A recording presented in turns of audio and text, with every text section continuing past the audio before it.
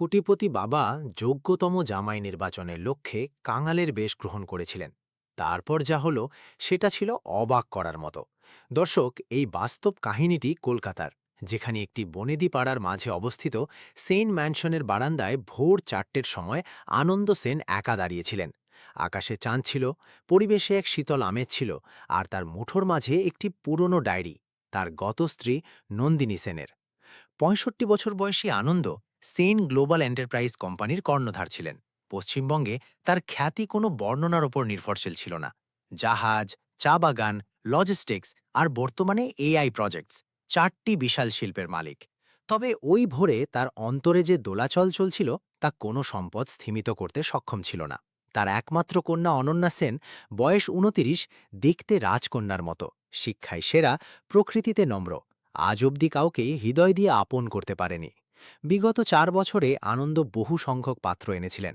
ধনী পরিবারের ছেলেরা, পাশ্চাত্য থেকে ডিগ্রি নেওয়া, দামি স্যুটে আবৃত। তবে প্রতিবার অনন্যা একটি বাক্য শোনাত, বাবা, এরা কেউই আমার জন্য নয়। সেন ইন্ডাস্ট্রির প্রতি আকৃষ্ট হতে আসে। আর অনন্যা মিথ্যে বলতো না। আনন্দের স্মৃতিতে এলো গত সপ্তাহের একটি ঘটনা। এক নামকরা রাজনীতিকের ছেলে এসেছিল। নাম ছিল বিক্রম। উচ্চশিক্ষিত, সুকণ্ঠ, ধূর্ত। সে কফির টেবিলে অনন্যার বদলে তাদের শেয়ার মার্কেটে অধিক কৌতূহল প্রকাশ করেছিল। সে এমনকি এমন প্রশ্নও করেছিল যে আপনাদের হলদিয়ার শিপিং প্রজেক্ট কবে থেকে শুরু হবে। অনন্যা শেষে বাবাকে জানিয়েছিল, বাবা, সে আমাকে চায়নি, আমাদের ব্যবসাকে চেয়েছিল। আনন্দ সেই দিন অনেকটা ভেঙে পড়েছিলেন। তিনি নন্দিনীর ডায়েরির কাছে মাথা নত করে ভেবেছিলেন, তুমি বিদায়ের ক্ষণে জানিয়েছিলে যে এমন জামাই খুঁজবে যে আমাদের অনন্যার সত্তাকে চিনবে, ওর ব্যাংক ব্যালেন্স নয়। আমি শপথ করছি নন্দিনী আমার, সেই জামাই আমি নিশ্চয়ই বের করব। আর সেই ভোরেই তার চিন্তায় এমন একটা পরিকল্পনা জাগল যা সম্ভবত কোনো ধনকুবেরের মাথায় আসে না। যদি আমাকে কারোর নিখাত মন পরীক্ষা করতে হয়, তাহলে আমাকে এমন একজন সাজতে হবে যাকে দেখে সমাজ থেমে যায় না। একজন সর্বহারা, একজন ভিখারি, এমন এক বৃদ্ধ যাকে দেখে জনতা চোখ সরিয়ে নেয়। পরবর্তী দিন দুপুরে আনন্দ সেন তার বহুমূল্য ডিজাইনার স্যুটটি ত্যাগ করলেন। দামি ঘড়ি, প্ল্যাটিনামের আংটি, টাইপিন সমস্ত আলমারিতে তালাবন্ধ রাখলেন। তিনি তার পুরনো মালি রহিমের রেখে যাওয়া একটি ময়লা সুতির ফতুয়া বাছলেন। বোতাম খসে পড়া, স্থানে স্থানে তালি মারা থাকা একটি পোশাক। চুলে তেলও মাখলেন না। চেহারায় খানিকটা কাদা এবং কালির প্রলেপ লাগালেন। পায়ে দিলেন ছিঁড়ে যাওয়া জুতো। যখন তিনি দর্পণে নিজের রূপ দেখলেন, নিজেই থমকে গেলেন। এই ধনকুবের আনন্দ সেন ছিলেন না। ইনি ছিলেন এক জীর্ণ শীর্ণ বৃদ্ধ, যার পিঠ বেঁকে গেছে আর দৃষ্টিতে এক চরম দীনতা। তিনি একটি ছেঁড়া চটের বস্তা হাতে নিলেন, যার ভেতরে প্লাস্টিকের কৌটো এবং রাংতার আবর্জনা গোজা ছিল। পেছনের গেট গলে বেরোলেন, যেন কেহই বুঝতে না পারে, এবং কলকাতার সেই রাজপথে মিশে গেলেন, যেখানে কঠিন সংগ্রাম পালিত হয়। প্রাথমিক আঘাতটা তখনই পেলেন যখন একটি ট্যাক্সি চালক ওকে লক্ষ্য করে গাড়ি হাঁকিয়ে চলে গেল। পরেরটা তখন যখন এক চাওয়ালার কাছে রুটি চাওয়ায় সে ধমকালো, সামনে ভিড় করো না, কাঙালরা পেছনের রাস্তায় বসো। আনন্দের চোখ সজল হয়ে উঠল। তিনি উপলব্ধি করলেন অর্থবিনায় সমাজের চেহারা কতটা নিষ্ঠুর হয়। তিনি ফুটপাতে ফুটপাতে হাঁটতে থাকলেন। সবার অভিব্যক্তি লক্ষ্য করতেন, প্রত্যেকের প্রতিক্রিয়া লক্ষ্য করতেন। এক স্থানে একটি শিশু ওকে দেখে তার বাবার হাত শক্ত করে ধরল, আর বাবা ছেলেটিকে সরিয়ে নিতে নিতে শাসালো, কাছে যাবি না, পাগল লোক। আনন্দ প্রথমবারের জন্য টের পেলেন যে তার সংস্থার চ্যারিটি ফাইলে তিনি যে দরিদ্রদের কথা লিখতেন, বাস্তবে তাদের প্রতিদিনের অস্তিত্ব কতটা যন্ত্রণাদায়ক। কলকাতার কলেজ স্ট্রিট অঞ্চলে একটি জীর্ণ দোতলা মেস ছিল, নবীন লজ। একতলায় ১০২ নম্বর ঘরে থাকত রাহুল ব্যানার্জি। ২৮ বছরের রাহুল একটি পুরনো বই দোকানের কর্মচারী ছিল। তার মা ছিলেন না, ৪ বছর আগে চলে গেছেন। সংসারে ছিল তার বাবা বিকাশ, যিনি পক্ষাঘাতগ্রস্ত ছিলেন, এবং এক ছোট বোন প্রিয়া, যে তখন নার্সিং পড়ে। রাহুলের দিনযাপন কোনো সিনেমার কাহিনীর মতো ছিল না। রোজ ভোর ৫টায় জাগা, বাবার ওষুধ, বোনের খাবার এবং এরপর ডিউটি। রাত্রে ঘরে এসে রান্না করা, ভোরে রাস্তার বাচ্চাদের পাঠ দেওয়া। তার জামাগুলো ছিল বিবর্ণ, চশমা ছিল ভাঙা, তবুও তার চেহারায় এক নির্মল আভা ছিল, যা না পরিশ্রমে ম্লান হতো না অভাবে। রাহুলের প্রকৃতি এমন ছিল যে সে স্বয়ং সংকটে থাকলেও অন্যের মুখে আনন্দ আনত। দোকানে পাঠকরা তাকে ভীষণ বেশি কদর করত, কেননা সে কেবল বইপত্রই বিক্রি করত না, সাহিত্যের গল্পও শোনাত। সে মাঝে মধ্যেই পথশিশুদের শেখাত, বিদ্যা অর্থ উপার্জনের হাতিয়ার নয়, মানুষ সাজার পথ মাত্র। এবং এই শিক্ষাটাই তার প্রয়াত মা তাকে দিয়েছিলেন। ওই ভোরে রাহুল ডিউটিতে বেরোনোর পূর্বে পাশের মুদিখানার দিকে হেঁটেছিল। বাবা ভোরে জানিয়েছিল যে কৌটোয় চাল ফুরিয়ে গিয়েছে। রাহুলের পকেটে 400 রুপি ছিল। গোটা মাসের ওষুধ সেই পয়সাতেই কেনার পরিকল্পনা ছিল। দোকানের একটি মোড় পেরোতেই রাহুলের চোখ আটকাল এক বৃদ্ধের দিকে। সেই বৃদ্ধ আনন্দ একটি ডাস্টবিনের ধারে পড়েছিলেন। তার হাত কেটে গেছিল, কাছে জল ছিল না, কপালে কালশিরের মতো চিহ্ন ছিল, আর তিনি অল্প অল্প কাঁপছিলেন। চারপাশে 3-4 জন মানুষ জমেছিল, তবে একজনও কাছে যাচ্ছিল না। টি শার্ট গায়ে এক যুবক মুখে মাস্ক টেনে নিয়ে শোনাল, কোথাকার পাগলকে, অ্যাম্বুলেন্স আনো। এক তরুণী ভ্রু গুটিয়ে শোনাল, ওনাকে ধরবেন না, হয়তো ছোঁয়াচে কোনো জীবাণু বহন করছে। এক সবজিওয়ালা গজগজ করছিল, রাস্তার মাঝখান থেকে তাড়ানো নাকে, পথচারী হাঁটা আটকে যাচ্ছে একেবারে। রাহুল 1 সেকেন্ডও দাঁড়াল না। সেই তার ছাতাটা কাছের ল্যাম্পপোস্টে হেলান দিয়ে দাঁড় করালো আর সোজা সেই বৃদ্ধের দিকে দৌড়ে গেল। জটলা সরিয়ে সে আনন্দের পাশে গেল আর মাটিতে উবু হল। কাকু, শুনছেন? তাকান একটু, আমি ধরেছি। রাহুল আনন্দের কাঁধটা খুব সাবধানে ধরে নিজের কাঁধে ঠেকাল। তার বুকে কাঁপুনি ছিল, তবুও তার স্পর্শ ছিল দৃঢ়। আনন্দ পলক ফেলে রাখলেন, তবে তার ধমনী লাফিয়ে উঠছিল। এই ছেলেটি এত জনতার মাঝখান থেকে শুধু ও সাহায্য করতে এসেছে। তিনি টের পেলেন যে রাহুলের তালু তার মাথায় ছোঁয়ানো, বিন্দুমাত্র সংকোচ বিনা, বিন্দুমাত্র অবজ্ঞা বিনা। কাছে আছেন কেউ? একটু শরবত জোগাড় করবেন? রাহুল চড়া স্বরে জনতাকে লক্ষ্য করে চেঁচাল, আর কেউ একটু রিক্সা খুঁজুন, দাদুকে হাসপাতালের দিকে নিয়ে ছুটতে হবে। জনতার ভেতর কেউ সরল না। টি শার্ট গায়ে যুবকটি ব্যঙ্গ করে শোনাল, এই বোকা ছোকরা খামোখা নিজের সময় বরবাদ করছে। দাদুকে টেনে তুই কোনখানে নিয়ে যাবি? ওনার পকেটে ওষুধের দামও তো মিলবে না। রাহুল ওই যুবকটির দিকে তাকাল। তার দৃষ্টিতে ক্ষোভ ছিল, তবে কণ্ঠের সুর ছিল অটল এবং গম্ভীর। পয়সার গল্প পরে শুনব, মনুষ্যত্বের দাবি আগে মেটান। আপনাদের ধিক্কার জানানো দরকার। ফুটপাতে একটি জীবন ফুরোচ্ছে, আর আপনারা সকলে চুপচাপ সার্কাস গিলছেন। এই বাক্য শুনেই জনতার মাঝ থেকে এক রিকশা চালক সামনে এলো। তার রাহুলের যুক্তিতে সার অনুভব হল। ভাই, তোলো, আমি পৌঁছে দিচ্ছি। রাহুল চরম শ্রমে আনন্দকে ওঠালো, আর ওই দুর্বল দেহটাকে রিকশার পেছনের সিটে বসিয়ে দিল। নিজেও চাপল। রিকশাতে উঠতেই রাহুল তার পুরনো মানিব্যাগটি খুলল। ভেতরে 400 রুপি ছিল, ওই রুপি যা ভাঙিয়ে বাবার মাসের ওষুধ কেনার কথা। সে রিকশাওয়ালাকে 100 রুপি দিল। পড়ে থাকল 300 রুপি। মোড়ের এক চেম্বারে চিকিৎসক রায় বসেছিলেন। তিনি আনন্দকে পরীক্ষা করলেন আর শোনালেন, রক্তচাপ কম, বোধহয় অভুক্ত আছে, গ্লুকোজ পুশ করতে হবে এবং বড়ি খাওয়াতে হবে, 250 রুপি লাগবে। রাহুলের পকেটে অবশিষ্ট ছিল 300 রুপি। সে 1 সেকেন্ডও দোটানায় ভোগেনি। ডাক্তারবাবু, ট্রিটমেন্ট আরম্ভ করুন। রাহুল বারান্দায় গেল আর একধারে হেলান দিয়ে চোখ বুজল। আজ বাবার ওষুধ জুটবে না। রাতে বোনকে কি শোনাব? তবে পরক্ষণেই সে স্মরণ করল, মা নিজেই তো শেখাতেন, যখন কারুর প্রাণ রক্ষার পরিস্থিতি জোটে তখন পিছিয়ে আসা ধর্ম নয়। আর মা জানাতেন, বাবা শোন, উপকার করে বিস্মৃত হ, উপরবালা সবই বিচার করেন। সে পুনরায় চেম্বারে ঢুকল। আনন্দকে গ্লুকোজ পুশ করা হচ্ছিল। রাহুল তার পাশে টুল টেনে বসে পড়ল। সে পরম স্নেহে আনন্দের কবজি ছুল, পকেটের রুমাল বের করে তার গাল মুছিয়ে দিতে থাকল। রাস্তার এক অজানা লোক ছিলেন ওই বৃদ্ধ। তবুও রাহুল তার পাশে এমনভাবে বসেছিল যেন নিজের বাবার পাশে রয়েছে। খানিকক্ষণ বাদে আনন্দের পলক নড়ল। তিনি তাকিয়ে দেখলেন রাহুল তার পাশেই বসে আছে আর খাতা নেড়ে বাতাস দিচ্ছে। বাবা রে, আনন্দ অতি ক্ষীণ স্বরে শোনালেন, তুই আমার পেছনে এতটা পয়সা ব্যয় করলি, তোর আপন সংসারের কি দশা হবে? রাহুল তার কবজি স্নেহে আঁকড়ে ধরল আর মুচকি হেসে জানাল, কাকু, পয়সা ফের আয় করা সম্ভব, তবে মানুষের প্রাণ আর দোয়া মহার্ঘ হয়। আমার মা শেখাতেন, উপকার করে ভুলে যেও, ভগবান সবই দেখেন। সেটা একটি উক্তি ছিল, কেবল একটি কথা, তবে আনন্দ সেনের অন্তরে শক্ত পাথর গলে গেল। তার স্ত্রী নন্দিনীর গলার স্বর যেন তার মস্তিষ্কে প্রতিধ্বনিত হল। আনন্দ, যে স্বয়ং অভাবে বেঁচেও অপরের অভাব মেটানোর চেষ্টা করে, সে সাধারণ মানুষ হয় না। তিনি জবাব পেয়ে গিয়েছিলেন। চেম্বার থেকে নামার ক্ষণে আনন্দ খানিকটা সুস্থ বোধ করছিলেন। রাহুল তার কনুই চেপে এগোচ্ছিল। বাবারে, তুই কোনখানে থাকিস? কলেজ স্ট্রিটে কাকু। আর কি পেশায় আছিস? বইয়ের দোকানে কর্মী। আনন্দ 1 সেকেন্ড দাঁড়িয়ে শোনালেন, বাবা, আমার এক পরিচিত লোক আছে, তার অফিস আছে, তার একজন বিশ্বস্ত সহকারী প্রয়োজন। তুই কি ওই দায়িত্বটা নিতে পারবি?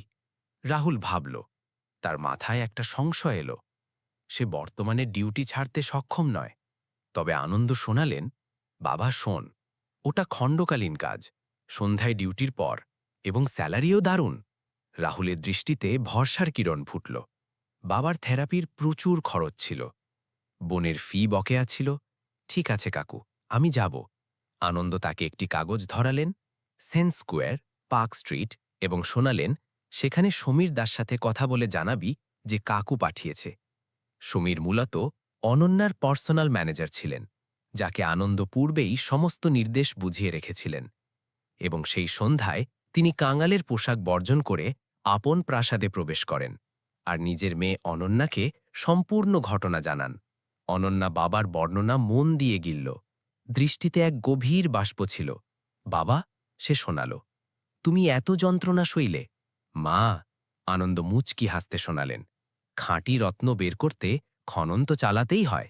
পরবর্তী দিন রাহুল ডিউটি সেরে ফিরে মেসে ঢুকল, বাবার থেরাপি করল, বোনকে খাবার গরম করে দিল, আর শেষে প্রস্তুত হতে থাকল। তার জয়েরে সবচেয়ে পরিষ্কার শার্ট ছিল ফিকে নীল কালারের, যেটা তার মা তার ২১তম জন্মবার্ষিকীতে কিনে দিয়েছিলেন। সে ওটাই গলাল। সেন্ট স্কুলের গেটে এসে রাহুল আকাশের দিকে দেখল। বিল্ডিংটা এত বিশাল ছিল যে গোধূলির আলো তার জানালায় ঝিকমিক করছিল। সে অন্তরে অন্তরে উচ্চারণ করল, মা, দেখো আমি কোনখানে পৌঁছে গিয়েছি। আহা, তুমি যদি দেখতে। সমীরবাবু তাকে ডাকতে নামলেন। এলিভেটরে ওঠার ক্ষণে রাহুল প্রশ্ন করল, দাদা, ডিউটিটা কি প্রকৃতির? তুমি ওপরে পৌঁছলেই বুঝতে পারবে। ২৫ তলায় দরজা সরল। করিডোরে একটা বিলাসবহুল সদর দপ্তর ছিল। কাঁচের পার্টিশন, বিশাল বিশাল ক্যানভাস, আর একটি সাজানো লাউঞ্জ। রাহুলের এই রকম পরিবেশ চেনার অভিজ্ঞতা ছিল না। সে এত পা মেপে এগোচ্ছিল যেন অচেনা কোনো গ্রহে প্রবেশ করছে। এক পিয়ন রাহুলকে একটি চেম্বারের দরজায় পৌঁছে দিল এবং জানালো, অনন্যা মাম তোমার আশায় বসে আছেন। রাহুলের স্পন্দন কয়েক সেকেন্ডের তরে স্তব্ধ হল। অনন্যা ম্যাম? সে নব ঘুরিয়ে রুমে ঢুকল। ডেস্কের ওপাশে এক তরুণী উপস্থিত ছিল, ছিপছিপে, মার্জিত, অথচ দৃঢ় ব্যক্তিত্ব। সে ল্যাপটপ ঘাঁটছিল। সে দৃষ্টি সোজাসুজি তুলল আর হাসল। রাহুলবাবু, বসুন। ম্যাম, আমাকে জানানো হয়েছিল যে একটি সহকারীর ডিউটি ফাঁকা। বটেই, তবে পূর্বে আমাকে আপনার সঙ্গে জরুরি আলাপ সারতে হবে। সে একটি ফটোগ্রাফ ড্রয়ের থেকে ডেস্কে বিছিয়ে দিল। রাহুল তাকাল। এ তো সেই বৃদ্ধ যাকে সে গতকাল চেম্বারে টেনে নিয়েছিল।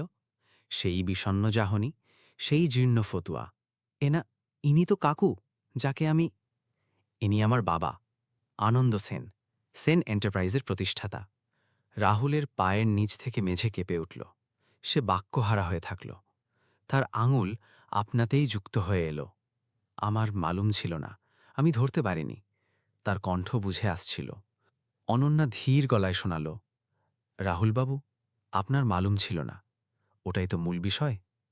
সে খানিকটা টেবিলের দিকে এগিয়ে শোনাল, আপনি কি জানেন, আমি বিগত ৪ বছর যাবৎ এমন একজন পুরুষকে খুঁজছিলাম যে আমাকে আমার সম্পদের কারণে নয়, আমার সত্তার কারণে চিনবে। বাবা আমাকে জানিয়েছেন যে তিনি প্রচুর পাত্র যাচাই করেছেন। প্রত্যেকেই সুদর্শন, ডিগ্রিধারী, পারফেক্ট। তবে তাদের একজনের ভেতর সেটা মজুদ ছিল না, যা গতকাল আপনি একজন অপরিচিত বৃদ্ধের স্বার্থে দেখিয়েছিলেন। ওই মোড়ে ২০ জন মানুষ ছিল, কেউ পা বাড়ায়নি। আপনি ঝাঁপিয়ে পড়েছিলেন। রাহুলের দুচোখ বাষ্পে ভিজে উঠল। তবে ম্যাম, আমি তো কেবল ওইটুকুই মিটিয়েছি যা যে কোনো মানুষ মেটাত। অনন্যা মুচকি শোনাল, আজ্ঞে রাহুলবাবু, এখানেই তো তফাৎ। আপনি মনে করছেন যেটা নিছক স্বাভাবিক কাজ, অথচ এই সমাজে এটা চরম বিরল। ঠিক ওই সেকেন্ডে পাল্লা সরল এবং আনন্দ রুমে প্রবেশ করলেন।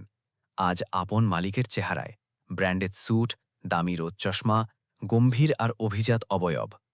রাহুল তাকে লক্ষ্য করে সোজা দাঁড়াল। তার পলক ভারী ভারী হয়ে রইল। আনন্দ হাসলেন আর রাহুলের কবজি আঁকড়ে ধরলেন। হ্যাঁ বাবা, আমিই ছিলাম তিনি। আনন্দ আদ্যপান্ত স্পষ্ট শোনালেন। কি রূপে তিনি ভিখারির বেশ সেজেছিলেন, কি রূপে তিনি ফুটপাতে হেঁটেছিলেন, কি রূপে তিনি অপমান সয়েছিলেন, এবং শেষে কি রূপে রাহুলকে আবিষ্কার করেছিলেন। বাবারে, আমি এই যাচাইটা সেই উদ্দেশ্যে চালাইনি যে আমার দুনিয়ার প্রতি বিশ্বাস শূন্য ছিল। আমি এটা ঘটিয়েছি যেহেতু আমি এই সমাজের নগ্ন বাস্তবটা বুঝি। এখানে প্রত্যেকেই লোক ঠকানো চরিত্র দেখায়। যেটুকু কাল আমার তকমা থাকে সেটুকু কাল প্রত্যেকেই সাধু পুরুষ সাজে। যখন কোনো লেবেল ছিল না, তখনই আমি খাঁটি রত্ন চিনে নিলাম। রাহুল নির্বাক গিলতে থাকল। তার চিবুক ভিজিয়ে অশ্রু নেমে আসছিল। তুই আমাকে সেই ক্ষণে সমর্থন জুগিয়ে ধরেছিস যখন আমি এক ভিখারি, জীর্ণ, শক্তিহীন বৃদ্ধ ছিলাম, যাকে গোটা জটলা গিলছিল কিন্তু একজনও পা বাড়ায়নি। তুই আমার মুখের ধুলো পরিষ্কার করেছিস। তুই আপন বাবার ওষুধ বিসর্জন দিয়ে আমার ট্রিটমেন্ট করিয়েছিস, এবং যখন আমি প্রশ্ন তুলেছিলাম তখন তুই জানিয়েছিস রুপি ফের জুটে যাবে। আনন্দের স্বর কাঁপছিল। বাবা, আমার স্ত্রী বিদায়ের ক্ষণে আমার হাত ধরে একটি শপথ করিয়েছিলেন।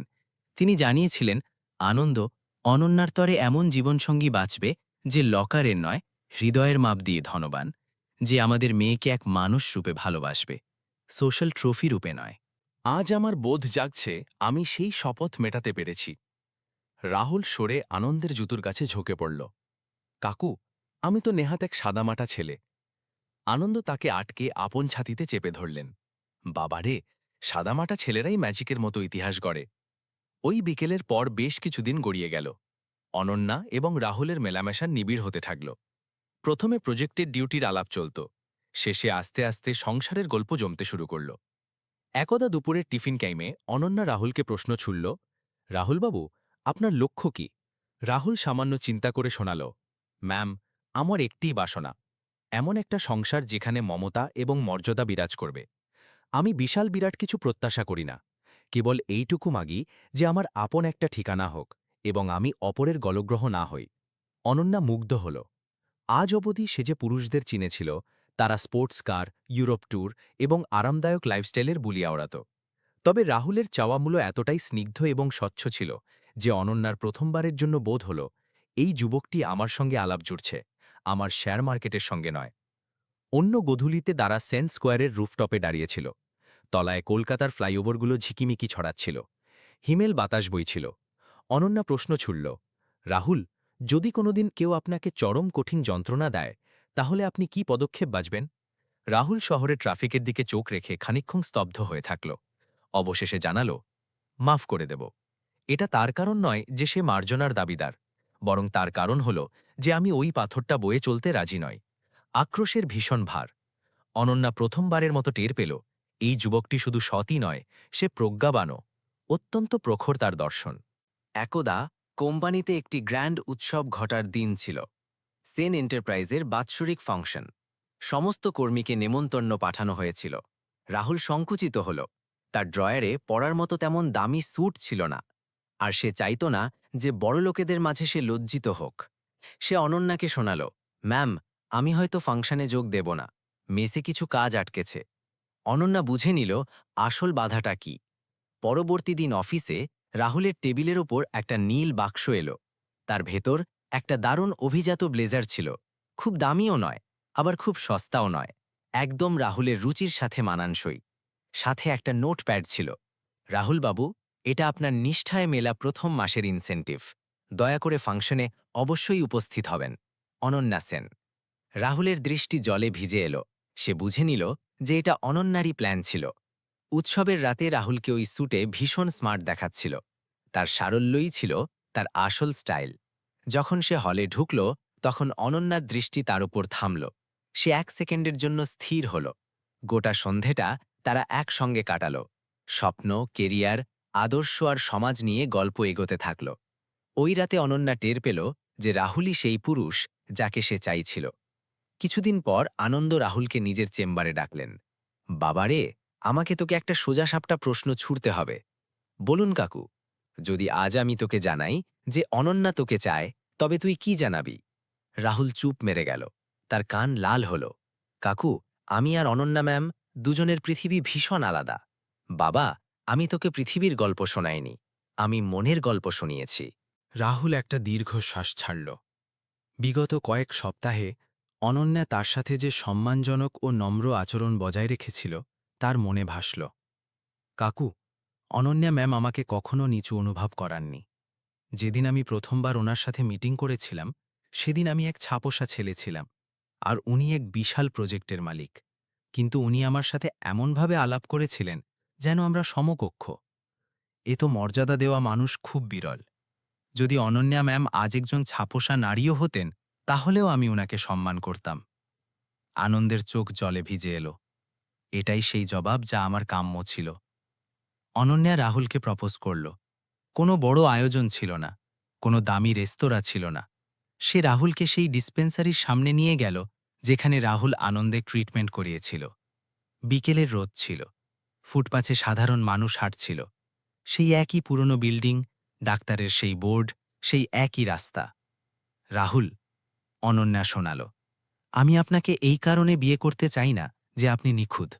আমি এই কারণে চাই কারণ আপনি সাচ্চা। এই সমাজে যেখানে সবকিছু লোক দেখানো, সেখানে আপনার সারল্য যেন এক দমকা সতেজ হাওয়া। আর যখন আপনি এই ফুটপাথে একজন অচেনা মানুষের দায়িত্ব নিয়েছিলেন, কোনো আশা বিনা, কোনো স্বার্থ বিনা, সেদিনই আমি টের পেয়েছিলাম যে আপনার মতো মন এই দুনিয়ায় খুব কমই দেখা যায়। রাহুলের চোখ জলে ভিজে এলো। অনন্যা, আমার মেসে বাবা আছে, বোন আছে, দায়িত্ব আছে। অনন্যা তার কথায় বাধা দিল। আপনার দায়িত্ব আজ আমাদের দায়িত্ব। রাহুল অনন্যার চোখের দিকে তাকাল। সেখানে কোনো ভান ছিল না, সম্মতি। বিয়ের প্রস্তুতি আনন্দ নিজেই সামলালেন। তিনি সবকিছু সাদামাটা রাখলেন, কিন্তু তা ছিল হৃদয়ের উষ্ণতায় ভরপুর। রাহুলের বাবা বিকাশের প্রথমবার কোনো বড়লোক বাড়িতে যাওয়ার ভয় কাজ করছিল। বছরের পর বছর ধরে অভাব তাকে এই শিক্ষাই দিয়েছিল যে বড়লোকেরা গরিবদের সমকক্ষ ভাবে না। কিন্তু আনন্দ যখন নিজে তাদের জীর্ণ মেসে এসে তার পা ছুঁয়ে প্রণাম করে বললেন, ভাই সাব, আপনার ছেলে আমার প্রাণ বাঁচিয়েছে, আজ থেকে ও আমার অপর ছেলে, আর আপনি আমার বড় ভাই, তখন বিকাশ ডুকরে কেঁদে উঠলেন। রাহুলের বোন প্রিয়া, যে সবসময় নিজের দাদার কষ্ট দেখে মনে মনে কাঁদত, সে সেদিন প্রথমবারের মতো হাসল। বিয়ের দিন যখন রাহুল বরের বেশে তৈরি হল, তখন তাকে কোনো রূপকথার রাজপুত্রের মতো দেখাচ্ছিল। আনন্দ নিজেই তাকে সাজিয়েছিলেন, তার পকেটে ফুল লাগিয়ে দিলেন, কপালে চন্দন পরিয়ে দিলেন, আর ফিসফিস করে কানে কানে বললেন, বাবারে, আজ থেকে তুই শুধু আমার জামাই নয়, আমার ছেলে। আর মনে রাখিস, তোর আসল সম্পদ তোর হৃদয়, লকারে নয়। বিয়ের পর রাহুল সেন পরিবারে শুধু একটা জায়গাই নেয়নি, সে এক নতুন আলো নিয়ে এলো। সে সকালে তাড়াতাড়ি উঠত, বাড়ির বয়স্কদের খোঁজ খবর নিত, পরিচারকদের সাথে সম্মানের সাথে আচরণ করত, কারণ সে জানত পরিশ্রমের কষ্ট কি। সে কলকাতার ভবিষ্যৎ নামে একটি দাতব্য সংস্থা শুরু করল, যার মাধ্যমে সে গরিব শিশুদের পড়াশোনার জন্য বৃত্তির ব্যবস্থা করত।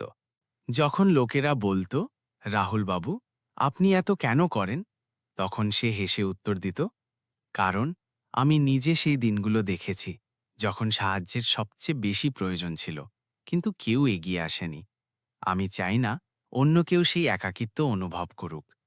অনন্যার যখনই অফিসে ক্লান্ত লাগত, রাহুল এক কাপ কফি নিয়ে আসত আর কেবল তার পাশে বসে থাকত।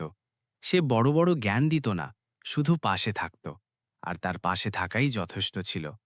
একদিন অনন্যা বাবাকে বলল, বাবা, তুমি যেই ভিখারির পরীক্ষাটা করেছিলে, সেটা কি পাগলামি ছিল না বুদ্ধিমত্তা?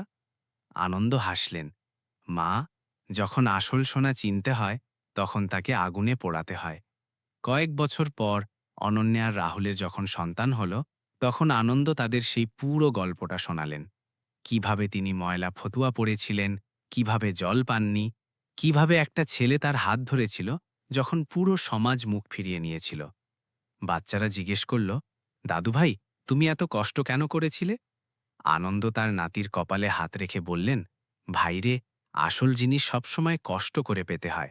যা সহজে পাওয়া যায় তা বেশি দিন টেকে না। তোর বাবার মতো মন এই দুনিয়ায় খুব কম দেখা যায়, আর তাকে খোঁজার জন্য একটু কঠিন রাস্তা বেছে নিতে হয়েছিল।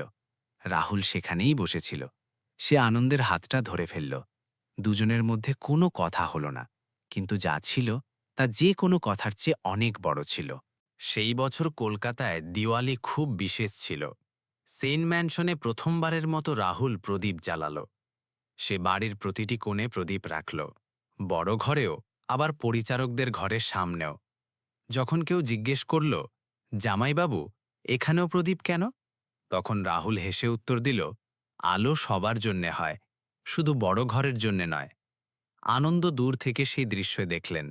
তার চোখ জলে ভরে এলো। তিনি মনে মনে নন্দিনীকে বললেন, দেখলে তো, আমি কথা রাখতে পেরেছি। রাহুল সেই দিওয়ালিতে আরও একটি কাজ করেছিল, যা কেউ ভাবতেও পারেনি। সে সেন এন্টারপ্রাইজের সমস্ত কারখানায় কাজ করা শ্রমিকদের চন্দানদের জন্য একটি ছোট পার্টির আয়োজন করেছিল। বাচ্চাদের জন্য মিষ্টি, জামাকাপড় আর বই। অনন্যা যখন জিজ্ঞেস করল, এই বুদ্ধি কোথা থেকে এলো, তখন রাহুল বলল, আমি ওই বাচ্চাদের জানি, আমি নিজেই ওদের মধ্যে একজন ছিলাম। অনন্যা সেই রাতে অনেকক্ষণ ধরে রাহুলের দিকে তাকিয়ে রইল। সে ভাবল, বাবা ঠিকই বলেছিলেন, মা সোনার মতো মনের কথা বলতেন, কিন্তু এ তো হিরে বেরোল। একবার সেন গ্রুপে একটি বড় ব্যবসায়িক সংকট দেখা দিল। এক অংশীদার প্রতারণা করল এবং অনন্যার বিরাট ক্ষতি হল। সেই রাতে অনন্যা খুব মনমরা ছিল। সে অনেকক্ষণ ধরে নিজের ঘরে বসে রইল। রাহুল কফি নিয়ে এলো, কিছু বলল না, শুধু পাশে বসে রইল। অনন্যা বলল, রাহুল, আমার মনে হচ্ছে আমি ভুল করেছি। রাহুল তার হাত ধরল। ভুল সবারই হয়, কিন্তু যে এটা থেকে শিক্ষা নিয়ে এগিয়ে যায় সেই জয়ী হয়। মা বলতেন, নদী পাথরের কাছে এই জন্যে আটকে যায় না কারণ সে দুর্বল, বরং এই জন্যে এগিয়ে যায় কারণ সে জানে যে নিজের পথ তৈরি করা তার কাজ। অনন্যা রাহুলের দিকে তাকালো। তুমি সবসময় ঠিক কথাই বলো। না, রাহুল হাসল। আমি শুধু শুনি, আর যা মায়ের কাছ থেকে শুনেছিলাম সেটাই বলে দিই। সেই রাতে অনন্যার খুব ভালো ঘুম হল। বহু বছর পর সময়ের সাথে সাথে রাহুল সেন পরিবারের পরিচয় হয়ে উঠল। মানুষ বলতো, সেন গ্রুপের টাকা তো আগে থেকেই ছিল, কিন্তু আত্মা এখন এসেছে। রাহুলের সেই দাতব্য সংস্থা, কলকাতার ভবিষ্যৎ, কয়েক বছরের মধ্যেই শত শত শিশুর জীবন বদলে দিল। অনেক শিশু যারা পড়াশুনো ছেড়ে দিতে বসেছিল, তারা বৃত্তি পেল। অনেক মেয়ে যাদের ছোটবেলায় বিয়ে হয়ে যাওয়ার কথা ছিল, তাদের আবার স্কুলে পাঠানো হলো। যখন একজন সাংবাদিক রাহুলকে জিজ্ঞেস করলেন, স্যার, আপনি এর অনুপ্রেরণা কোথা থেকে পেলেন? তখন রাহুল এক মুহূর্ত থেমে বলল, একদিন আমার কাছে মাত্র 400 রুপি ছিল, আর আমি একজন অচেনা মানুষের জন্য সেটা খরচ করে দিয়েছিলাম। সেদিন আমি বুঝতে পেরেছিলাম যে দেওয়ার মধ্যে যে শান্তি আছে তা পাওয়ার মধ্যে কখনোই থাকে না। সেই সাক্ষাৎকারটি পরের দিন খবরের কাগজে ছাপা হলো। আনন্দ সেই কাগজের কাটিংটি কেটে নন্দিনীর ছবির পাশে রেখে দিলেন। দর্শক, আসল বড়লোক হওয়া ধন সম্পদে নয়, বরং মানুষের মনে এবং তার কর্মে থাকে। আনন্দ সেনের কাছে সবকিছু ছিল, টাকা, প্রতিপত্তি আর ক্ষমতা। কিন্তু তার এমন একজন জামাই দরকার ছিল, যে তার মেয়েকে তার ব্যক্তিত্বের জন্য গ্রহণ করবে, তার সম্পত্তির জন্য নয়। তাই তিনি নিজেকে একজন গরিব এবং অসহায় মানুষ হিসেবে তুলে ধরেছিলেন, যাতে তিনি মানুষের আসল রূপটা দেখতে পান। ভিড়ে অনেক মানুষ ছিল, কিন্তু কেউ সাহায্য করেনি। একমাত্র রাহুল কোনো স্বার্থ ছাড়াই তাকে সাহায্য করেছিল, অথচ তার নিজের কাছেই সীমিত সম্বল ছিল। এটি প্রমাণ করে যে প্রকৃত মানবতা হলো সেটাই, যা কোনো লাভ বা পরিচয় ছাড়াই অন্যদের সাহায্য করে। রাহুলের আচরণ এটি প্রমাণ করে যে ভালো সংস্কার, দয়া এবং করুণা যে কোনো বাহ্যিক অবস্থার চেয়ে অনেক বড় হয়। গল্পটি এটাও বলে যে যে ব্যক্তি অন্যের কষ্ট বোঝে এবং সাহায্য করে, সেই জীবনে সত্যিকারের সম্মান আর সুখ পায়। পরিশেষে রাহুল তার ফল পেল, একটি ভালোবাসায় মোড়া পরিবার এবং সম্মানজনক জীবন। তাই আমাদের সবসময় মনে রাখা উচিত যে সততা, সত্য আর দয়া হল জীবনের সবচেয়ে বড় মূলধন। দর্শক, গল্পটি ভালো লাগলে ভিডিওটিতে অবশ্যই লাইক দেবেন, নিজের পরিবার এবং বন্ধুদের সাথে শেয়ার করবেন। কমেন্টে জানাবেন যে আপনারা কোন শহর বা গ্রাম থেকে এই গল্পটি দেখছেন। আমরা আপনাদের প্রতিটি কমেন্ট পড়ি এবং রিপ্লাইও অবশ্যই দিই। আর এমনই হৃদয় ছুঁয়ে যাওয়া গল্প পেতে আমাদের চ্যানেলটিকে সাবস্ক্রাইব করতে ভুলবেন না। দেখা হচ্ছে পরের গল্পে। ততক্ষণ পর্যন্ত নিজের এবং নিজের প্রিয়জনদের খেয়াল রাখুন।